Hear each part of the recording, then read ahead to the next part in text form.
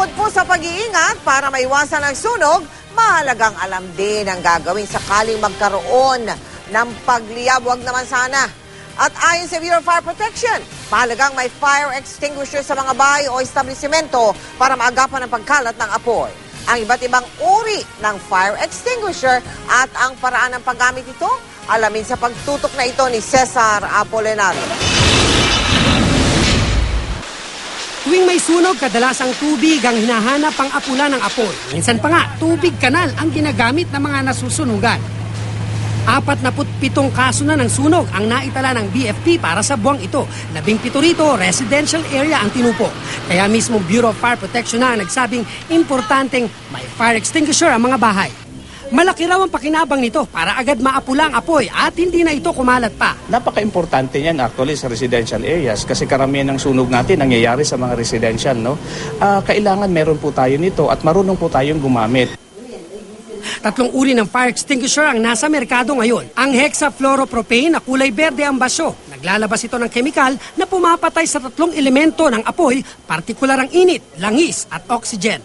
Sa mga industrial establishment naman, ginagamit ang foam fire extinguisher na naglalabas ng foam na panlaban sa flammable liquid gaya ng LPG, lubricant at iba pang kemikal na gamit sa pabrika.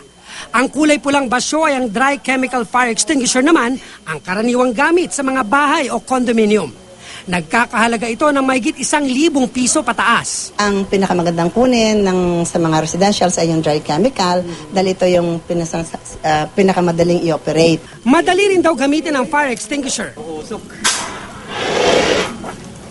Ang bilis! Kung meron na kayong fire extinguisher sa bahay, ang kailangan nyo lang tandaan ay yung acronym na PAS o PAS. Ang ibig sabihin ng letter P ay pull the pin para ma-unlock lang, no? Para lumabas yung laman nito. And then A, aim the nozzle. Yung pag-aim nyo dapat mismo sa base dahil doon ang gagaling yung pinaka-apoy niya, no? Para mabilis maapula yung apoy. And then squeeze. Side to side in sweeping motion. Para lang kayo nagwawalis. Diba? Oh.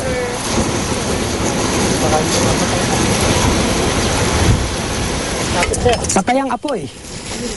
Sa ginawang inspeksyon ng BFP kahapon sa ilang establishmento sa San Juan at Quezon City, kapansin-pansing may mga fire extinguisher na nakaantabay rito. Gayon din sa mga sinihan at iba pang lugar na puntahan ng mga tao. Dito lalabas yung chemical pag inabot niya yung required na init. Kahit hindi summer, kahit hindi Christmas season, kailangan laging handa kami.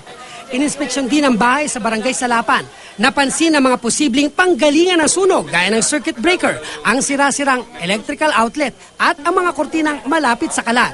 Payo ng BFP, bukod sa pagtuturo sa mga barangay ng tamang pag-aapula sa apoy, importanteng may fire extinguisher din ang bawat barangay na pwedeng magamit ng mga residente sa panahon ng sunog.